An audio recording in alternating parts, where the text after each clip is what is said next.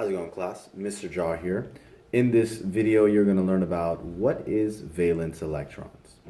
So go ahead and take out your periodic table, and we know that the type of element is determined by the number of protons.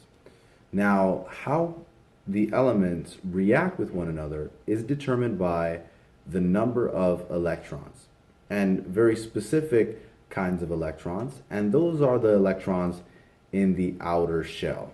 Okay, so in this video, you're going to learn how to find the valence electrons.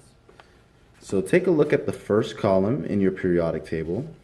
Now the elements in the first column, they are going to have one electron.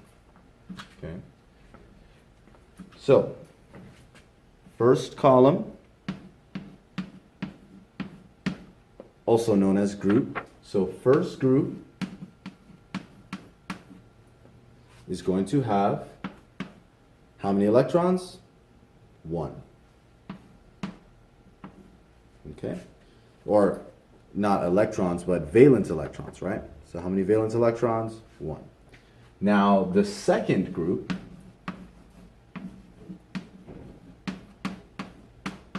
so we go ahead and count. So this is group 1. Group 2 is going to have, take a guess, 2. Right? So 2 valence electrons. Now what we're going to do from there is we are going to skip the transition elements, and we're going to go on to group number 13, and we are going to name this the third biggest column. Okay, so this is the 13th group, also known as the biggest column, right?